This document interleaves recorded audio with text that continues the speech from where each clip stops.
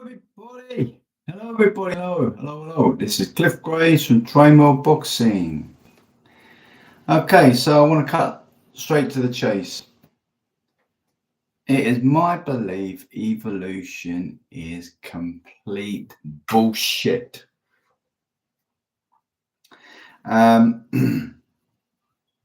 Evolutionists, evolution goes completely contrary to creation.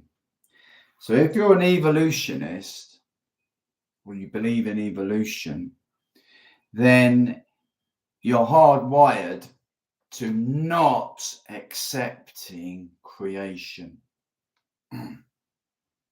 I just want to sort of pose some ponderables to you, evolutionists. Now, I respect somebody I'm not going to name, like you wouldn't believe, and I actually like the gentleman. And I think that he'd be, if I was living in his country or he was here within the UK locally to here, I think we would probably become very close friends. I like that guy and I respect him. I think his intelligence is way above mine. What I didn't like to hear him say was anyone that didn't believe in evolution was a fucking idiot, using his words. Well, let me put the case for creation forward, and then you lot just be the judge on it. I'm not trying to catch anyone out here. I am just genuinely inquiring because I want to know more why there is this lie of evolution. Let's take the first ponderable with the Darwinian theory. Now, does everyone know what the Darwinian theory is? That's the theory where you see like Charles Darwin sketched out the process of evolution when we're talking about humanity. And you know what I mean? It's the little monkey that you see at one end of the spectrum, or the ape. Now, whatever member of the ape family that one at one end of the spectrum is representing, I don't know. I would say more than likely Darwin, when he put this together, was referring to chimpanzees. At the other end of the spectrum, you see the tall guy walking out with no body hair on at all, straight up, spine straight, walking out as a human being. So you see, that is the explanation in very simplistic, almost childlike sort of way of describing it. So I come as a ponderable and ask as the inquirer and say, well, I don't understand. Because at one end we got chimpanzees or apes and they have not become extinct. Not like the dodo or any of the prehistoric animals or whatever. Chimpanzees still do exist. We know that silverback gorilla is becoming extinct. But today, 9th of February 2025, I think we can agree the ape world still exists. So that first end of the spectrum, what Charles Darwin, right, was portraying, still exists. At the other end of the spectrum, of course, we as human beings still exist. I know there's been some crazy statements made by scientists that the bots, AI is going to take over and wipe out humanity. I'm trying to make light of something. One end of the spectrum is the apes, other end of the spectrum is the human beings, right? So you might say, well, what's your point? Well, what happened to all the other stages then in between? I think there was there 4 or 5 stages before it went from chimpanzee, caveman, right the way through to human being. This is my way of thinking, and I'm thinking if we still have apes and we're still human beings, would it not think to anyone with half a brain cell logical to presume that all the other stages are still there to be found in existence? Well, they're not, are they? Now, why? Why have we got one end of the Darwinian theory, the apes? The other end of the theory, we've got the human beings. Where's the other stages gone? So that's one ponderable, I would say. The second ponderable, by what and when are the scientists gauging time?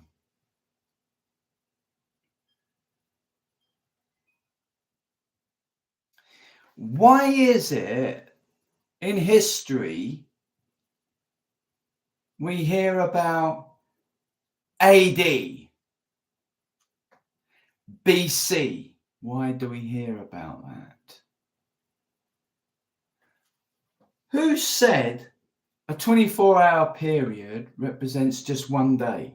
Well, it was in the Bible, wasn't it?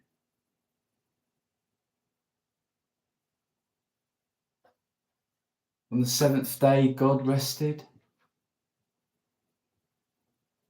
Do you understand what I'm trying to say? The scientists, in particular, the evolutionists, they want their cake and eat it. They want to say, creation is complete and utter lies.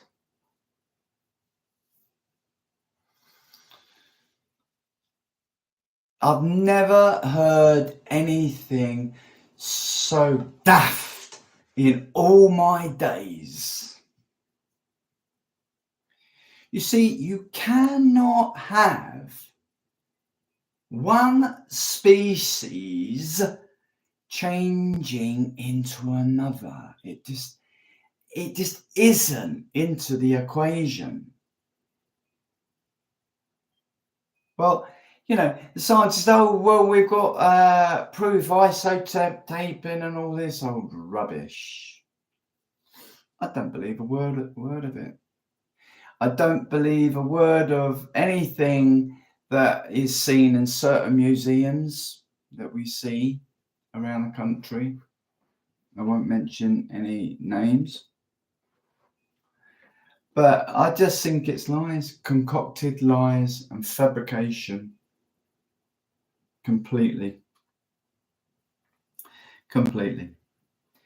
You see, I think the lie that the evolutionists are portraying is in fact adaptation of the species. And yes, adaptation of the species, yes, I wholeheartedly agree with adaptation. But adaptation is as far away from the north is from the south. It really is. They're complete polar opposites. If you think of adaptation of the species, if you think of it like in mountain ranges, so think of the Alps, the Pyrenees, the Himalayas, with all these different mountain ranges and peaks. Okay, on one mountain peak, you'll have apes. Right close next to it, you're going to have human beings. A few mountain peaks down the way, you're going to get cats. And then the mountain peak next to the cats will be dogs. Do you understand? But they are on different, I'm just talking metaphorically here now, for you to get your head around what I'm trying to explain to you. They're on different mountain ranges. They're on different mountain ranges. And yes, we have adapted. The first inhabitants of the British Isles were very small in stature. My wife has many relations. She has a very, very famous Cornish name. She has had, because a lot of them, that particular generation are dying out, but there are grandsons and, you know, nephews and cousins, right? And because they predominantly would go mining, tin mining, that's what Cornwall was really famous for about 100 years ago, was tin mining, and parts of Devon. And a lot of her cousins are males, are very short in stature, 5'4", 5'5". Now, when these islands were invaded by the Vikings, the Norse warriors from the north, the Danes, the Norwegians, right? They came in, didn't they, from right up north, obviously from places like Scotland and places like that, but right up north. And they were big, 6'3" hulking males.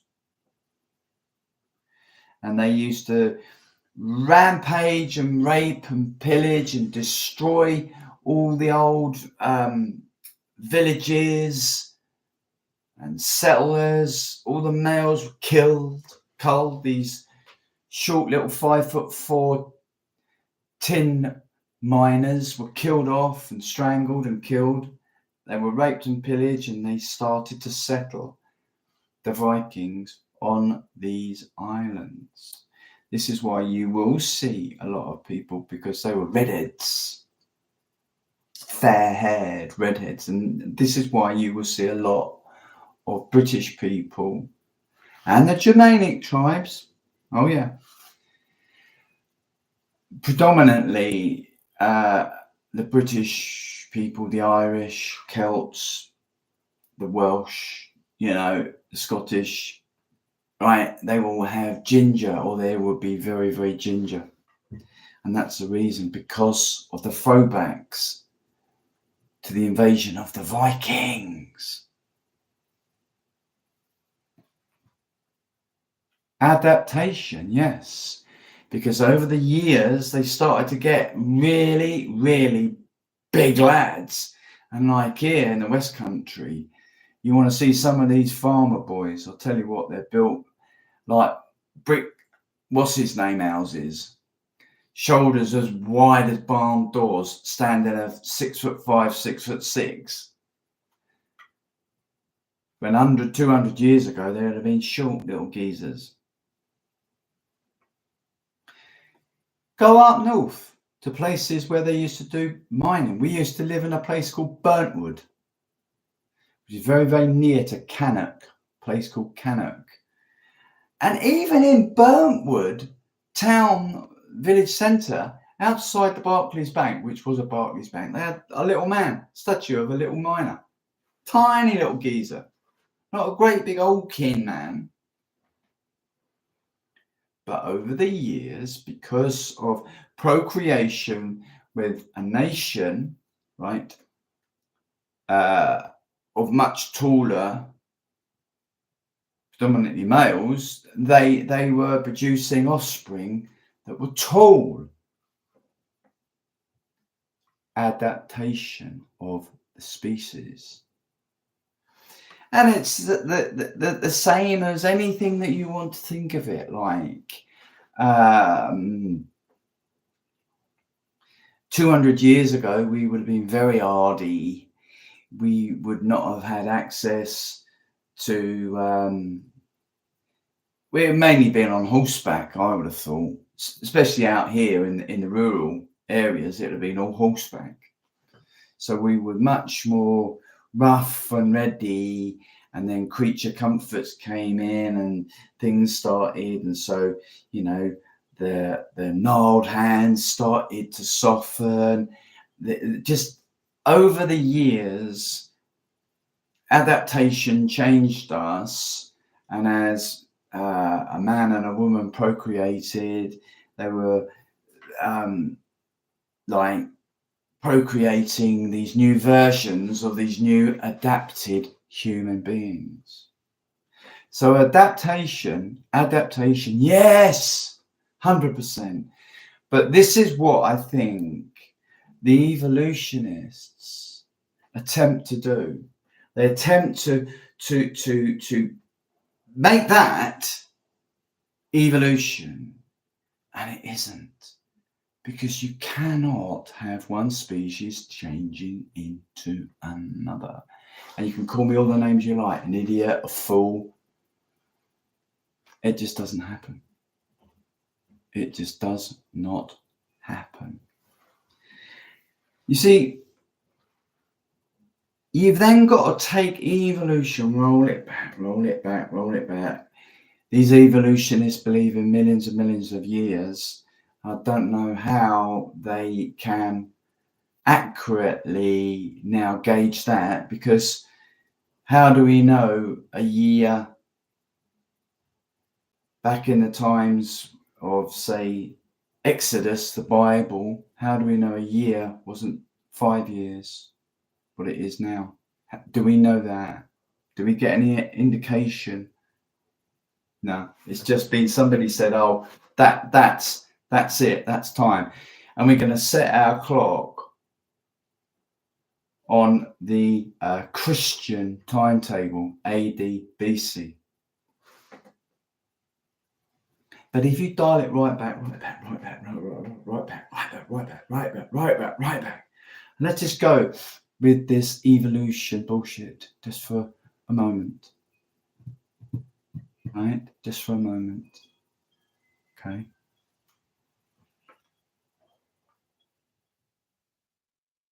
What came before the apes? Oh, they said we came from the sea. We came out from the sea. Really? We came out from the sea, did we? Really? It just doesn't make sense. Oh, one bright spark said to me,